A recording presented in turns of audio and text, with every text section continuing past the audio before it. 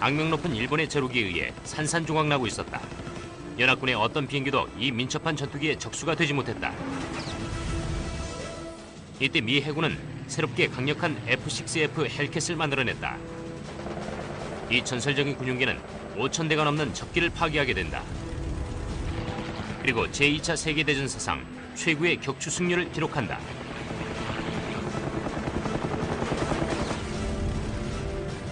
이제 우리는 최첨단 컴퓨터 애니메이션을 통해 전투기 조종석에 앉아 두 거인의 격도를 지켜볼 것이다. 바로 미국의 헬켓 대 일본의 제로. 전투를 경험하고 전술을 분석하며 제로 킬러의 공중전을 생생히 재현해보는 것이다.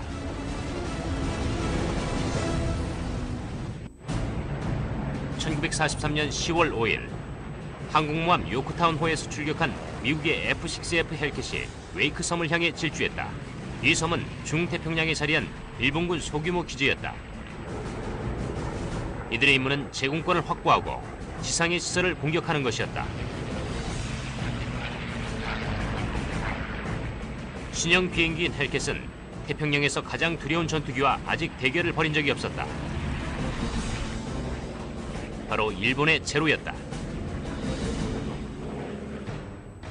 22살의 해군 전투기 파일럿인 로버트 덩컨 소유는 무시무시한 제로의 평판에 대해 잘 알고 있었다. When we went up against the Zero, I was intimidated. Most of us were, because we knew they had a good plane. We knew just exactly what the Zero could do, how fast it was, how high it could go, how well they could hit with it. 갑자기 금속의 섬광이 덩컨의 눈에 들어왔다. 멀리서 일본군의 제로가 지나가고 있었다. I don't think he was aware of the fact that we were there, because it was in the morning. The sun was just barely coming up, and I'm not sure he even saw us. 다른 미군 비행기들은 제로를 보지 못했다. 그런데 덩컨의 무전기가 고장이 났다. 당시의 신형 음성 무전기는 신뢰성이 떨어졌는데 아군기에게 경고도 할 수 없는 상황이었다. 그는 편대장에게 수신호로 경고를 하려고 했다. And I tried to get up with him in point, like that. And I saw that he wasn't going to get in position quick enough. The key of this story is not that he's up trying to communicate and tell the guy what's going on, because the priorities are aviate, navigate, and then communicate. Duncan tries to tell his flight leader. When it fails, he goes with the general prudential rule, which is when in doubt, win the war. And he breaks off and he leads the way. 덩컨은 유격을 위해 기체를 기울였다. 스로틀을 열자 2,000마력의 헬켓이 박차고 나갔다. 적기와 급속도로 가까워졌다. 제로는 여기 있고 덩컨은 적기의 9시 방향으로 움직였다.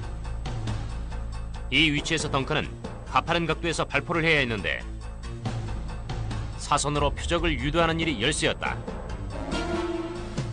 Guys don't put in enough lead. They tend to want to point at their target, which is a common human tendency. Point at the target and shoot.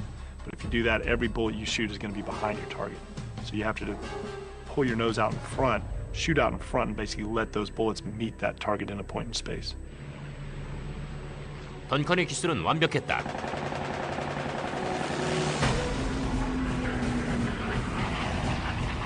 I just held what I had, and he flew right in front of me. And it was the easiest shot I'd ever made. I opened up and he blew up immediately. 덩컨의 59경 탄환이 무장이 되어 있지 않은 제로의 연료 탱크를 폭발시켰다. 로버트 덩컨 소유는 이 전쟁에서 자신의 첫 격추를 기록했는데 이는 다른 의미에서도 획기적인 사건이었다. I was the first one with a Hellcat to ever shoot down Zero. 그러나 축하할 겨를이 없었다. 덩컨은 이제 9대를 격추시킨 일본의 에이스를 상대하게 된다. 이제 해군은 F-6F 헬켓이 진정 제로의 적수가 될 수 있는지 곧 알게 될 것이다.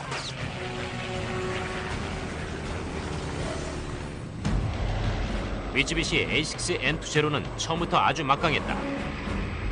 1940년 중국에서 전개된 작전 중 첫 4달 동안 이 가볍고 기동력이 뛰어난 전투기는 단 한 대의 손실도 없이 적기를 59대나 격추시켰다.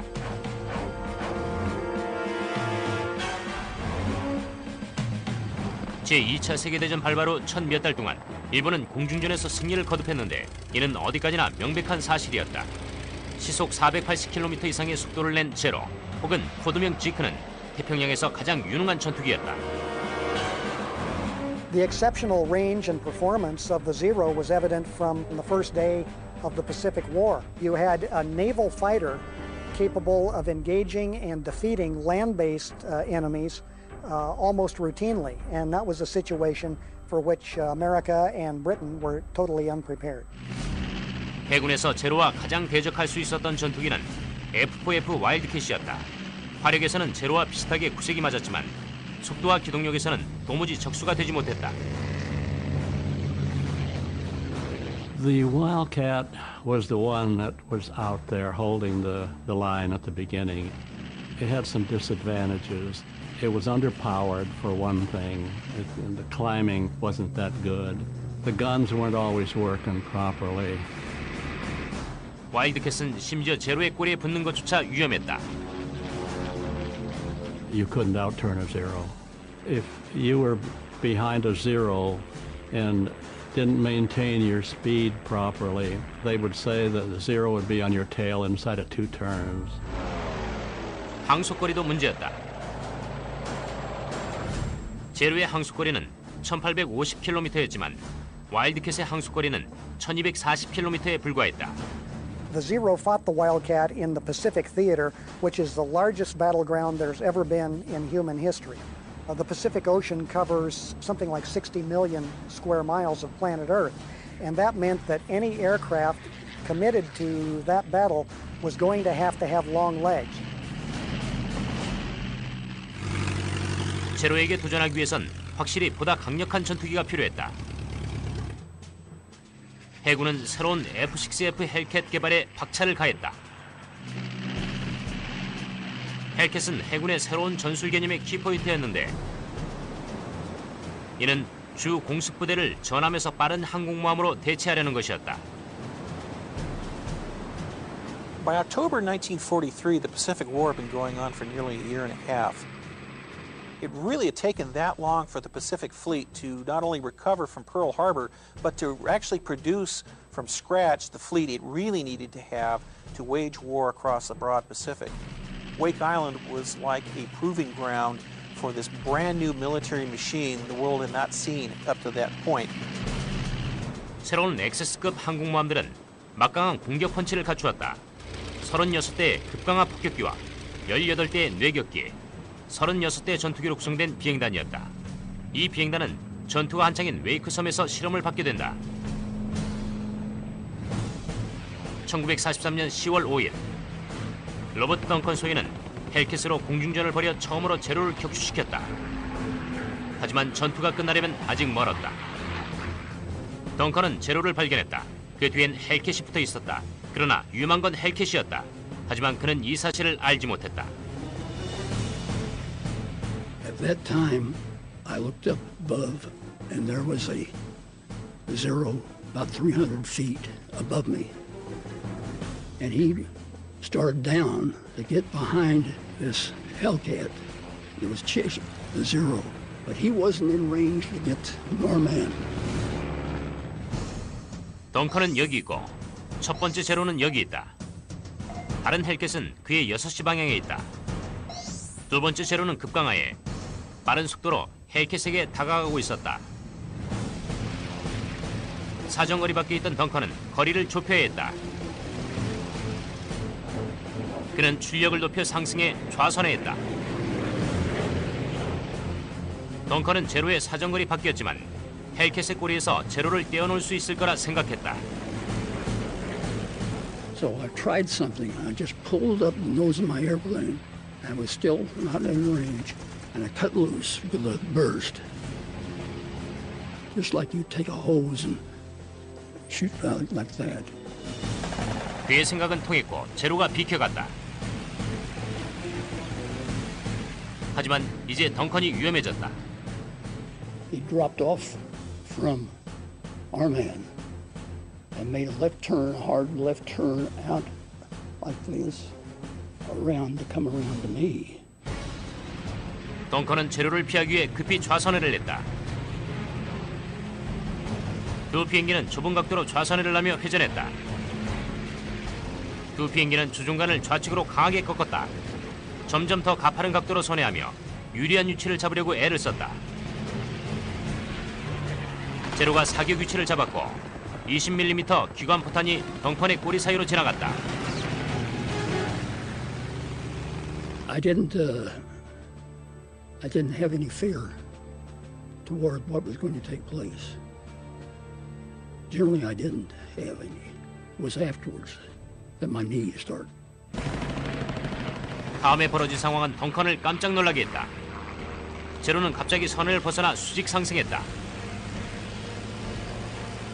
And I looked, and I said, what's with this guy?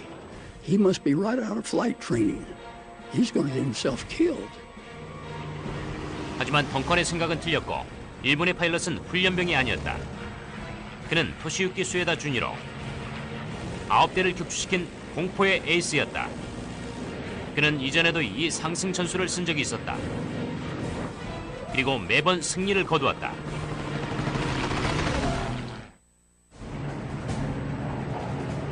(1943년 10월 5일) 미국의 비행기들이 웨이크 섬의 일본군 기지를 공격하고 있었다. 이 공습은 새로운 항공모함과 헬켓 전투기들의 중요한 시험장이었다. 이들의 효율성 정도에 따라 태평양 전쟁의 모든 전략이 결정될 예정이었다. 로버트 덩컨 소위는 무적의 일본군 에이스 토시유키 수에다와 대결을 벌이고 있었다. 수에다는 과감한 움직임을 보였다. 그는 수직으로 상승했는데 제로의 장기였다.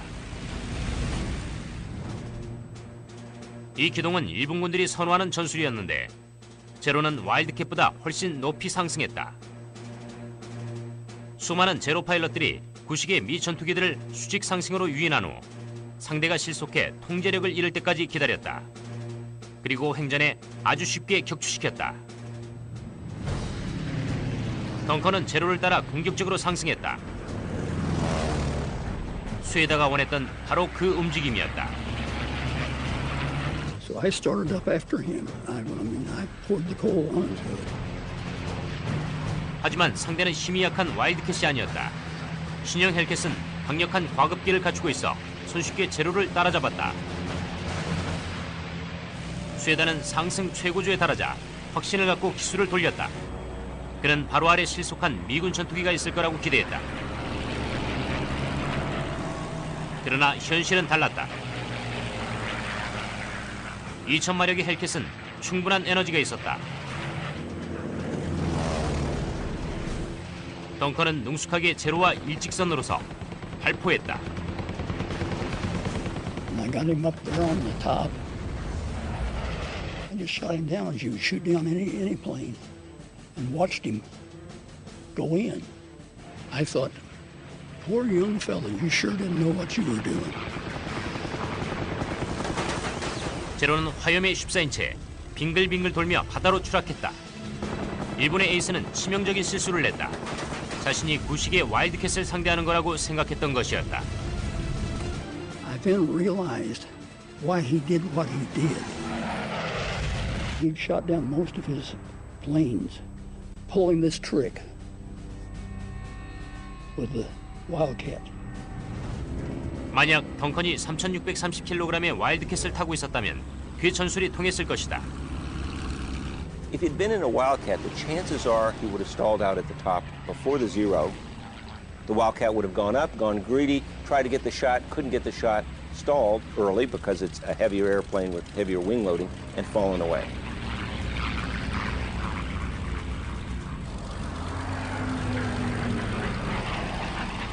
And the zero, watching from above, rolls behind him, catches him out of this stall, and shoots him. That's the way that this pilot gotten many kills in the past.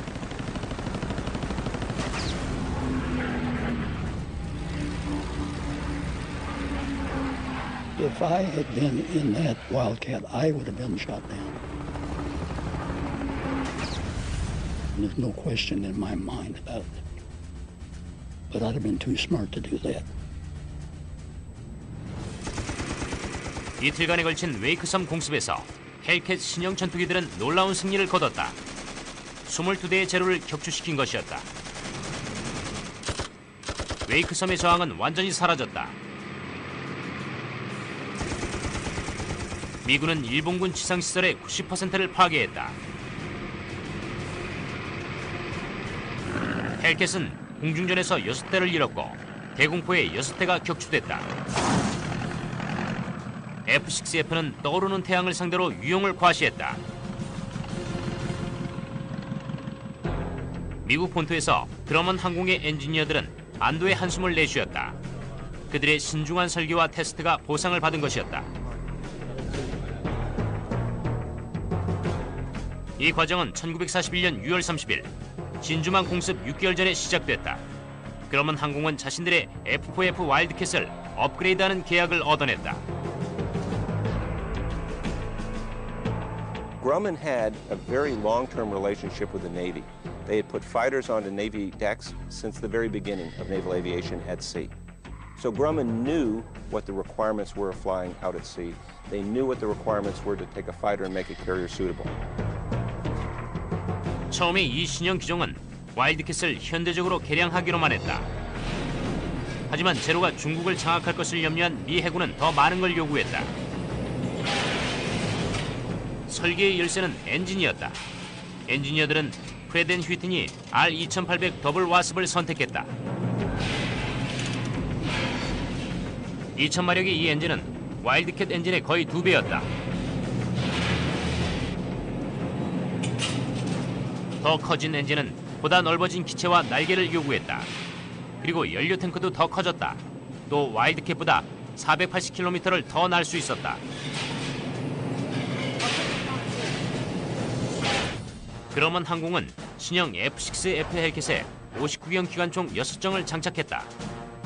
그리고 튼튼한 구조와 두꺼운 장갑으로 제작사는 강철 공장이라는 별칭을 얻게 됐다. 헬켓은 엔진과 조종석 주위를 두꺼운 장갑판으로 감쌌으며 방탄 방풍창과 고무 코팅된 자동 방로식 연료 탱크도 썼다. Grumman, as a designer, had tremendous respect for the pilots in terms of their lives and their safety. They knew that it was not enough for a pilot to just go out and fight. You had to give them the ability to sustain damage and come home. 1942년 6월 26일, 그러먼 항공의 시험 조종사인 셀든 컨버스는 최초의 헬켓 시제기를 성공적으로 비행했다. 이제 공장 전체가 헬켓의 생산에 돌입했다. 조립 라인에선 하루 20대의 비행기가 만들어졌다. 1943년 1월이 되자 이 새로운 비행기는 함대에 인도됐다. 헬켓은 시제기에서 1년도 안 돼 항모 작전에 맞도록 개조됐다. 노련한 와일드캣 파일럿이자 전투기 교관인 로버트 덩컨은 자신이 헬켓을 처음 비행했던 그 순간을 기억한다. And I thought, boy, this is a wonderful plane. It's a 100% better plane than the Wildcat. And I flew it right off the bat without any difficulty. It was like sitting in the seat of your mother's lap. 헬켓은 단순히 와일드캣보다 나은 정도가 아니었다. 적기인 제로보다 뛰어났는데 헬켓은 제로보다 시속 48km가 더 빨랐다. 상승률은 서로 비슷했지만 출력과 중량 때문에 급강하에선 제로를 쉽게 앞질렀다. 헬켓은 웬만한 공격을 받아도 계속해서 비행을 할 수 있었는데 장갑이 얇은 제로는 불가능한 일이었다. Zero did not have self-sealing tanks, and if you got one of the gas tanks, and it would catch on fire in a hurry. We had 6 50 caliber guns, and you fire the 6 of those, and you can start tearing pieces off of it. 1943년 11월 11일 웨이크섬 공격 한 달 후 미국의 돈털리스와 어벤져 폭격기들이 라바울에 위치한 일본의 주 해군 기지로 향했다. 헬켓 편대가 이들을 호위했다. 새로운 항공모함의 특수부대는 일본군의 전초기지를 무자비하게 공격 중이었다.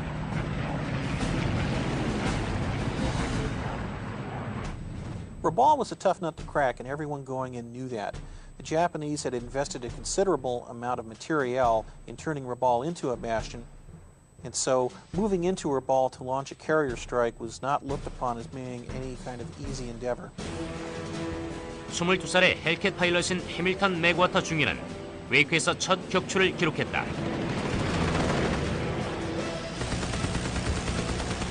라와울에서 그는 제2차 세계대전 사상 가장 유명한 공중전 중 하나를 치르면서 뛰어난 공중전투 파일럿으로서의 명성을 얻게 된다.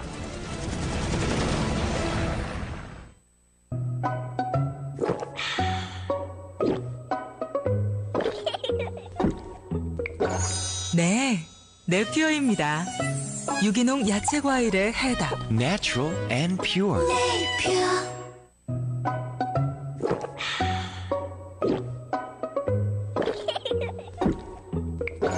네, 네피어입니다. 유기농 야채 과일의 해답. Natural and pure.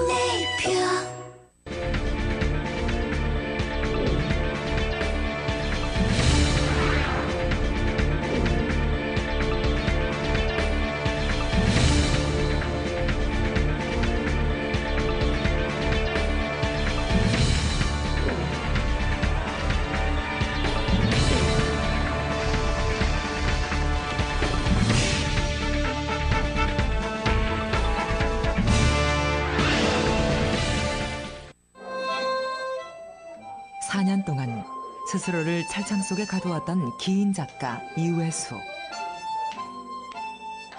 젊은 날의 가난과 고통을 따뜻한 감성으로 풀어낸다.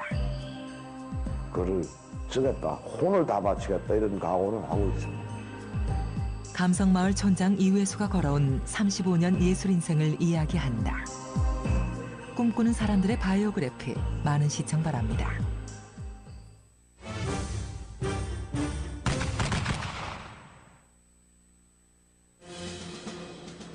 1943년 11월 11일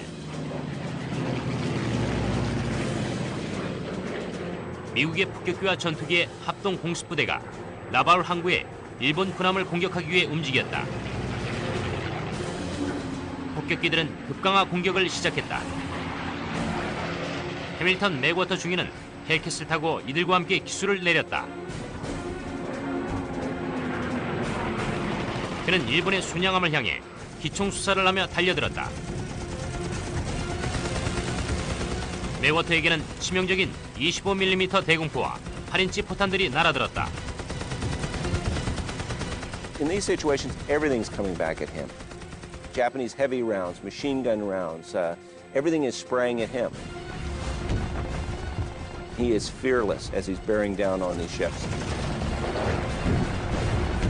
헬켓에 장착된 6정의 59경 기관총은 표적을 향해 분당 4,000발을 쏠 수가 있었는데 5발마다 백린 소위탄이 들어가 있었다.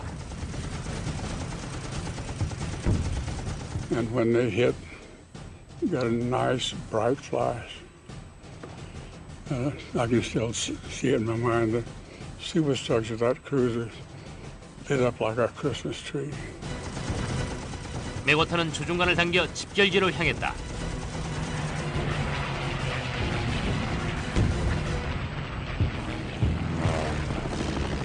상승을 하는 동안 그는 10대의 헬켓과 30여 대의 제로가 뒤엉켜 혼전을 벌이는 걸 보았다. It reminds me of what you used to see in the movies about World War I. Planes all over the sky, exploding, parachutes, planes going down. 해밀턴 맥워터는 이제 곧 헬켓의 전설이 될 참이었다. 지난 8개월여의 비행 훈련 성과와 기회를 포착하는 특별한 능력이 발휘된 것이었다. 1942년 6월 미군은 알루산 열도의 아쿠탄 섬을 정기 정찰하는 동안 부드러운 습지 토양에 기체 일부가 박혀있는 추락한 비행기를 발견했다.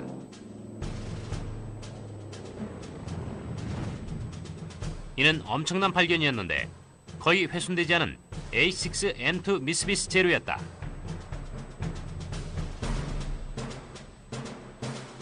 아쿠탄 제로로 명명된 이 비행기는 서둘러 샌디에고로 보내 다시 재조립됐다. 그리고 미국의 마크가 칠해진 후 철저하게 실험 비행기로 이용했다. Having the Zero in hand allowed us to actually test it and to compare it to all of our existing fighters to tell where its strengths were and where its weaknesses were. That's not an academic exercise. That's an exercise to tell our pilots where they are strongest, where the Zero is weakest, therefore where to force him so that you can beat him in a dogfight. 가장 중요한 발견은 제로가 고속 급강하에 약하다는 것이었다. 200노트가 넘으면 보조이기 기능을 잃으면서 모든 형태의 횡전 비행이 제한되었는데 특히 우선회가 그랬다. 이 중요한 데이터는 서둘러 그러먼 항공 엔지니어들에게 통보됐다. 그리고 함대에도 통보됐다. 이제 해밀턴 맥워터가 이를 실행에 옮길 예정이었다. 맥워터는 뒤엉켜 있는 제로와 헬켓을 향해 돌진했다. 그는 제로에게 쫓기고 있는 헬켓 한 대를 발견했다. I could see big pieces of metal flying off the Hellcat. 부상당한 헬켓은 여기 있고 제로는 바로 그의 뒤에 있다. 맥워터는 여기 있었는데 그는 제로를 쫓기 위해 높은 지로 상승선회했다.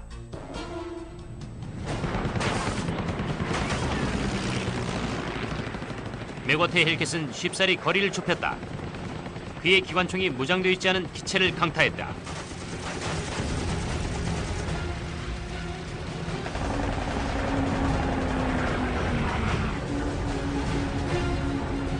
맥워터는 이날의 첫 격추를 잘 기억하고 있다.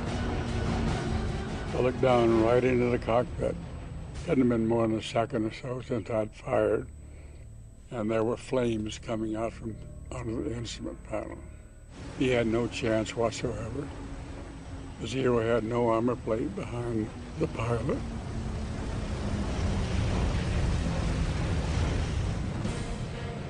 그때 위를 올려보자 1시 방향 약 600m 거리에 또 다른 제로가 있었다. 그는 기술을 상승해 유격 코스로 방향을 돌렸다. 이번에도 아주 손쉬운 듯 보였다. 그런데 갑자기 커다란 소리와 함께 기체가 덜컹거렸다. Best way I can describe it is if you're standing in a metal shed and someone throws a couple of big handfuls of rocks against the outside. That's what it sounded like when your plane gets hit by machine gun bullets. Very loud, and you can actually feel the impact of the bullets hitting. 맥워터는 표적에 집중하는 동안 자신을 방해하는 다른 비행기는 보지 못했다. It's the bogey you don't see that will generally get you. McWhirter target fixates on the Zero that he's going for, and much to his surprise, he hears noise on his aircraft that alerts him, that says, get your head up and look around, get your head on a swivel. 위쪽에서 고속으로 지나가던 제로가 기관총으로 그의 헬켓에 생채기를 냈다. 깜짝 놀란 맥워터는 고개를 돌려 꼬리에 붙은 2대 이상의 제로를 발견했다.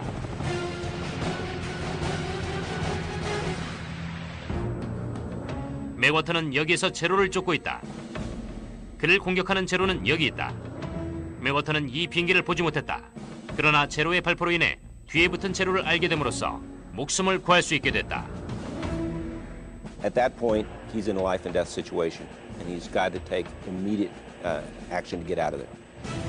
맥워터는 아쿠탄 제로를 통해 얻게 된 교훈을 기억해내며 가파르게 바다를 향해 급강하였다. 자신들의 비행기를 알고 있는 일본기들은 헬켓을 뒤따르지 않고 추격을 포기했다. At that point, he looks through his windscreen and sees an aircraft passing directly in his line of travel. McWhirter slides his aircraft into the same plane with the Zero and rakes him with gunfire and gets a kill.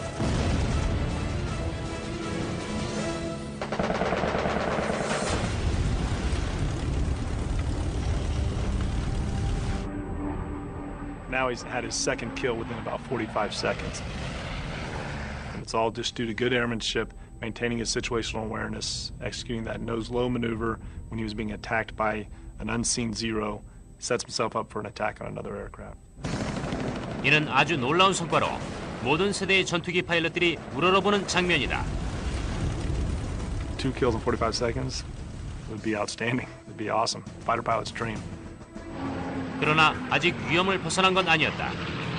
그는 조종관을 당겨 급강하에서 벗어났고 900m를 상승해 다시 집결 지점으로 향했다. 그때 11시 방향에서 또 다른 제로가 그를 향해 곧바로 달려들었다. 맥워터는 교전을 하려고 좌선회했다. 제로도 그를 따라 횡전했다. 적은 고도상의 이점을 갖고 있었다. 따라서 에너지가 훨씬 많고 속도도 더 빨랐다. 그는 맥워터의 어떤 움직임에도 반격할 수가 있었다.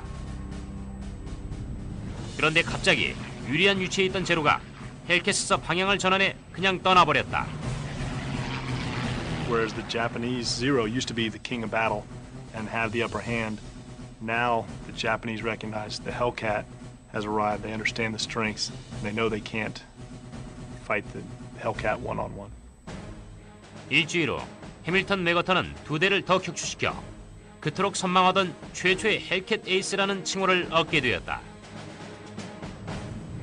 The Hellcat shot down more planes than any other American fighter. 5,300 planes, 305 aces. And I just happened to be the first Hellcat ace. 11월 11일에 라바울 공습은 1시간도 채 걸리지 않았다. 하지만 미군은 일본군 구축함 스지나미호를 격침시키고 20대의 비행기를 파괴했다. 이날 늦게 일본군들은 반격을 개시했다. 하지만 도중에 요격을 당해 또다시 35대의 비행기들이 격추됐다.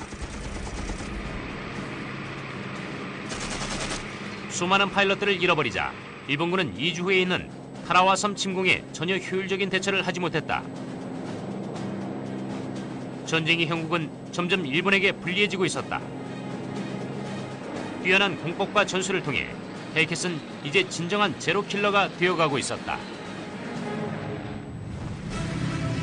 3달 후 헬켓은 가장 사나운 테스트에 직면하게 된다.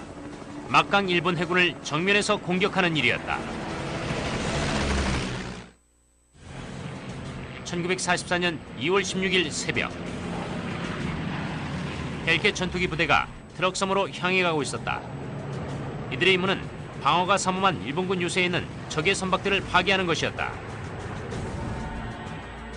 25살의 알렉스 브라시오 중위는 항공모함 인트리피드 호에서 발진한 다른 12대의 헬켓 편대와 함께 출동했다.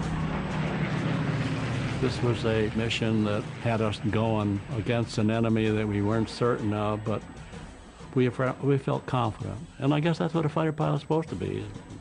Be confident or he can't do his job. 캐롤라인 제도의 트럭섬은 일본군의 남태평양 주 정박지였다.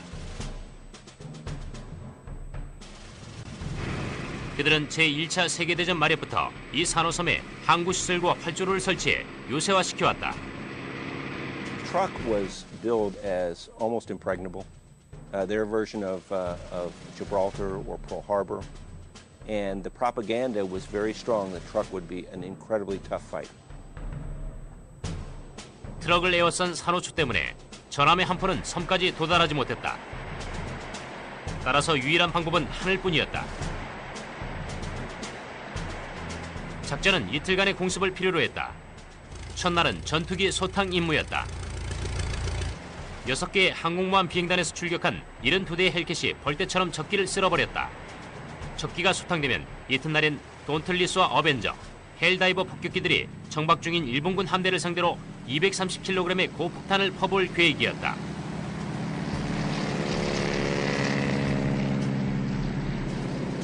This was going to be an attack of annihilation.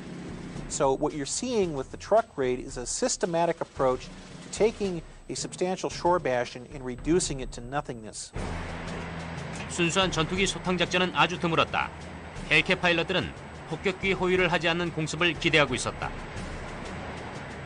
It was the first time we didn't have to escort, and we were just pure fighter, we call ourselves. And as we got closer and closer to it, and being in a plane that we knew we could handle, I'll tell you, quite honestly, we were looking forward to it. 브라시우와 그의 유기인 루 리틀은 12대의 비행기 대형 맨 뒤에 있었다. 이들은 항모에서 이렇게 144km를 비행한 후 적의 레이더를 피하기 위해 고도를 낮췄다. 산호섬에 접근하면서 고도를 3,900m로 상승했다. 고도가 높을수록 시야 확보가 용이하고 급강하 공격에 좋은 위치가 됐다. You want to have an altitude advantage because altitude can be translated into airspeed with a dive. 적은 전투기들을 긴급 출동시켰다. 그러나 미군은 아직 이들을 발견하지 못했다. 브라시오 편대는 적의 활주로를 급습하기 위해 기술을 낮췄다.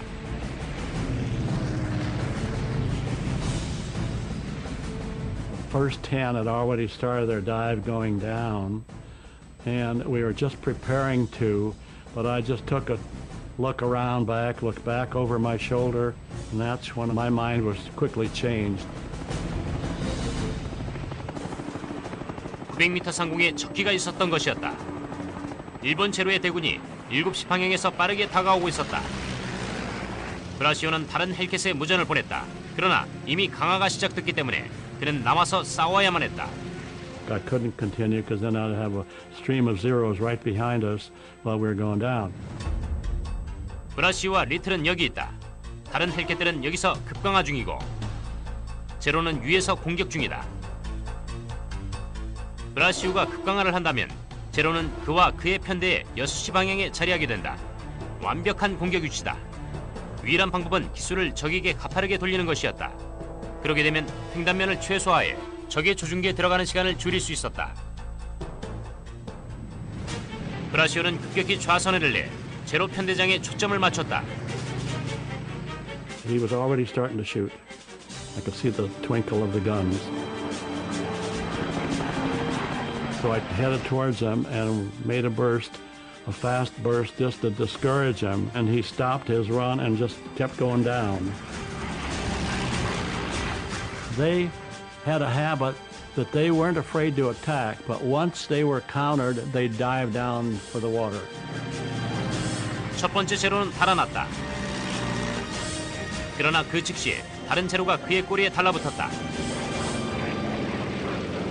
미군기들은 급상승 후 방향 전환을 통해 반격을 했다. 이들은 헬켓의 탁월한 힘과 커다란 날개 그리고 튼튼한 기체의 능력을 믿고서 높은 G로 선회하며 형세를 역전시켰다.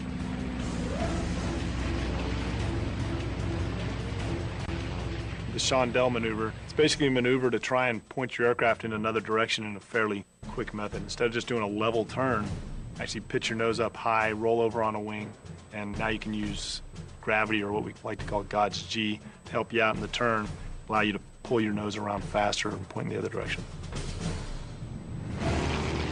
적기도 급히 선회하며 미군기의 꼬리를 놓치지 않으려고 했다.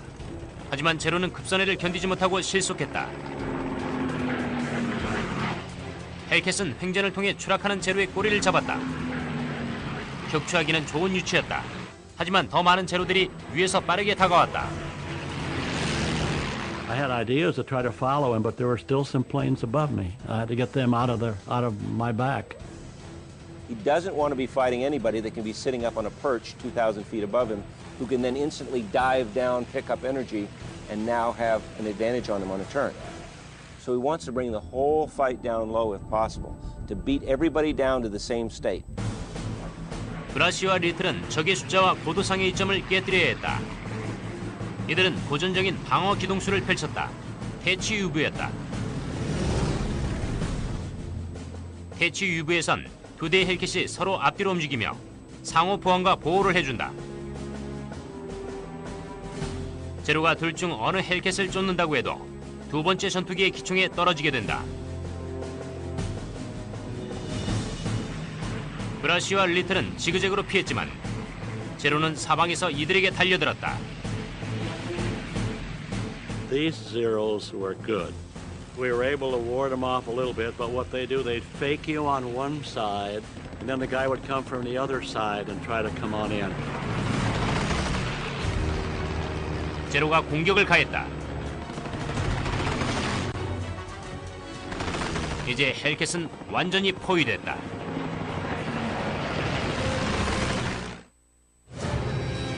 (1944년 2월 16일) 남태평양의 트럭섬 상공. 헬켓 파일럿 알렉스 브라시오와 그의 유기 루 리틀은 공격해오는 일본군 제로에 필사적으로 대항했다.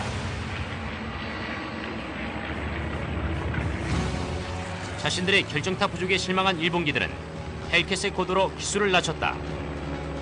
하지만 이는 치명적인 실수였다. 미군기들은 방어 대응에서 벗어나 유리한 위치를 차지했다. Up until that time, we were purely defensive. Once they came down to our level or below, then we were able then to go on the offense. 미군기들은 능숙하게 형세를 역전시켰다. 이제 제로는 막강하고 기동력이 우수한 헬켓에게 약점을 보이며 노출됐다. 이제부터 아주 격렬한 공중전이 펼쳐지게 되는데 먼저 상대의 꼬리를 잡아 발포하는 자가 승리를 거두게 된다. 브라시오는 제로를 향해 거칠게 선회했고 일본군 파일럿은 이를 피하려고 급강하였다. One of the favorite Japanese techniques, if engaged and in a defensive position, was to try to dive away and try to head for the water. 와일드캣이었다면 통했을 기술이었지만 헬켓에겐 통하지 않았다. Once he caught on fire, okay, he's gone down. You're looking for another one. You just go from one to the other and hope you get a dozen of them. 브라시오는 두 번째 제로를 조준했다. 적기가 급강화를 시도했지만 헬켓은 이를 쉽게 따라잡았다.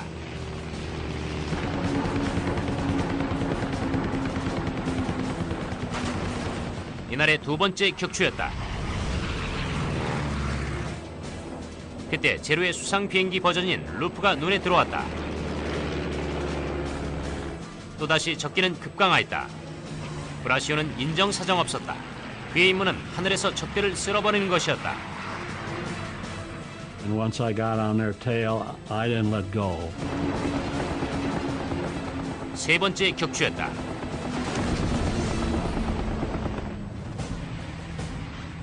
브라시오는 낮은 위치의 12시 방향에서 또 다른 적기를 발견했다. I started to try to get in position, but he wouldn't let me. He kept ducking into a cloud. 제로는 구름 속으로 계속해서 이동했다. 그래서 브라시오는 기본적인 공중전 전술을 사용했다. I'm not going to let the SOB get away. So I just pulled up and kept looking for him while he was ducking in and out and got in position to where I figured he couldn't see me. I pulled up into the sun and waited until I got a good shot, and I came down on him from 5 o'clock. I don't think he even knew what hit him. 브라시오의 59경 철갑탄이 제로의 날개 탱크와 조종석을 산산조각냈다. 브라시오의 이날 네 번째 먹잇감은 화염의 14인치에 추락했다. 미군의 적기 소탕 작전은 하루 종일 계속됐으며 트럭섬의 상공은 기관포탄과 불꽃의 소용돌이로 용솟음쳤다. There were loose fights all over the place. Those planes going down one every 30 seconds. This was a wild dogfight, a wild one. 미군기들은 아주 단호했다. 이 격렬한 전투로 일본군은 하늘에서 130대, 지상에서 74대의 비행기를 잃었다. 헬켓은 8대가 희생됐는데 대부분 대공포에 격추된 것이었다. Hellcats basically function like strike fighters, like F-18s of today. And the Hellcats went in as fighters and as fighter bombers to completely clean the sky of Japanese aircraft. So much so that there was no opposition to the bombers that went in later on. 예정된 둘째 날의 공격에서 미군 폭격기들은 47척의 일본 군함을 격침시켰다. 공방이 지브롤터라는 트럭섬은 자욱한 화약 연기와 폐허만 가득했다. Results of the truck raid were quite devastating to Japanese air power as well as the merchant fleet that had been at anchor inside the atoll. It was also an indication, once and for all, the truck was no longer a bastion for the Japanese defense network, which was rapidly collapsing in the Central Pacific. 미군 파일럿의 기술과 헬켓의 탁월한 비행 성능이 하나로 결합되면서 일본과의 전쟁은 그 흐름이 바뀌었다. The Hellcat in tremendous numbers, with great quality control, with survivability, with lethality, really made a difference in the Pacific War. 75% of all the Navy's air-to-air kills were from the Hellcat. It's a tremendous record. What more can I say? We knew we had the best plane. It had a kill ratio that was 19. 사선으로 표적을 유도하는 일이 열세였다. Guys don't put in enough lead. They tend to want to point at their target, which is a common human tendency. Point at the target and shoot. But if you do that, every bullet you shoot is going to be behind your target. So you have to pull your nose out in front, shoot out in front, and basically let those bullets meet that target in a point in space. 던컨의 기술은 완벽했다.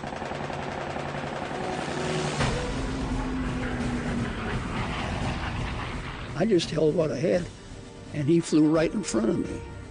And it was the easiest shot I ever made. I opened up and he blew up immediately. 덩컨의 59경 탄환이 무장이 되어 있지 않은 제로의 연료 탱크를 폭발시켰다. 로버트 덩컨 소유는 이 전쟁에서 자신의 첫 격추를 기록했는데 이는 다른 의미에서도 획기적인 사건이었다. I was the first one with a Hellcat to ever shoot down Zero. 그러나 축하할 겨를이 없었다. 덩컨은 이제 9대를 격추시킨 일본의 에이스를 상대하게 된다. 이제 해군은 F-6F 헬켓이 진정 제로의 적수가 될 수 있는지 곧 알게 될 것이다.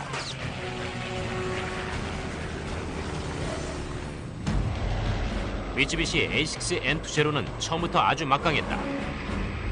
1940년 중국에서 전개된 작전 중 첫 4달 동안 이 가볍고 기동력이 뛰어난 전투기는 단 한 대의 손실도 없이 I was intimidated, most of us were, because we knew they had a good plane.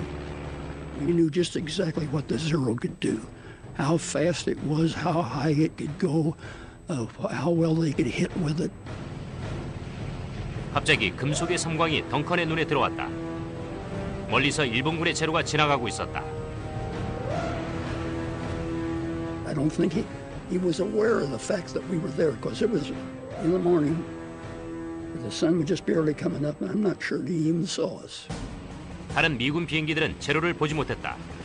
그런데 덩컨의 무전기가 고장이 났다. 당시의 신형 음성 무전기는 신뢰성이 떨어졌는데 아군기에게 경고도 할 수 없는 상황이었다. 그는 편대장에게 수신호로 경고를 하려고 했다. And I tried to get up with him in point, like that. And I saw that he wasn't going to get in position quick enough. The key of this story is not that he's up trying to communicate and tell the guy what's going on, because the priorities are aviate, navigate, and then communicate.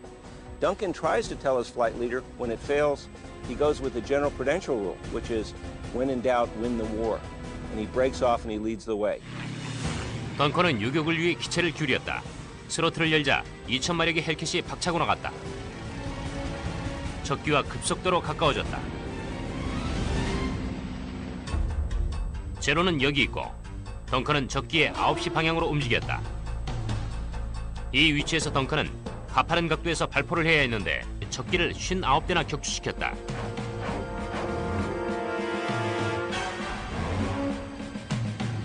제2차 세계대전 발발 후 첫 몇 달 동안 일본은 공중전에서 승리를 거듭했는데 이는 어디까지나 명백한 사실이었다. 시속 480km 이상의 속도를 낸 제로 혹은 코드명 지크는 태평양에서 가장 유능한 전투기였다. The exceptional range and performance of the Zero was evident from the first day of the Pacific War. You had a naval fighter capable of engaging and defeating land-based enemies almost routinely, and that was a situation for which America and Britain were totally unprepared. 해군에서 제로와 가장 대적할 수 있었던 전투기는 F-4F 와일드캣이었다. 화력에서는 제로와 비슷하게 구색이 맞았지만 속도와 기동력에서는 도무지 적수가 되지 못했다. The Wildcat was the one that was out there holding the line at the beginning. It had some disadvantages. It was underpowered for one thing. The climbing wasn't that good. The guns weren't always working properly. 와일드캣은 심지어 제로의 꼬리에 붙는 것조차 위험했다. You couldn't outturn a Zero. If you were behind a Zero and didn't maintain your speed properly, they would say that the Zero would be on your tail inside of 2 turns. 항속거리도 문제였다. 제로의 항속거리는 악명 높은 일본의 제로기에 의해 산산조각나고 있었다. 연합군의 어떤 비행기도 이 민첩한 전투기에 적수가 되지 못했다. 이때 미 해군은 새롭게 강력한 F-6F 헬켓을 만들어냈다. 이 전설적인 군용기는 5,000대가 넘는 적기를 파괴하게 된다. 그리고 제2차 세계대전 사상 최고의 격추 승률을 기록한다.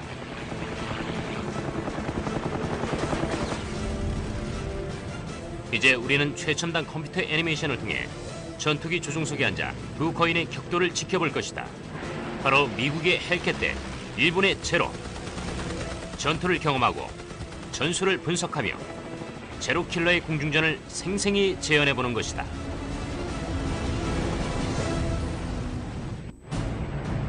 (1943년 10월 5일) 항공모함 요크타운호에서 출격한 미국의 F-6F 헬켓이 웨이크 섬을 향해 질주했다.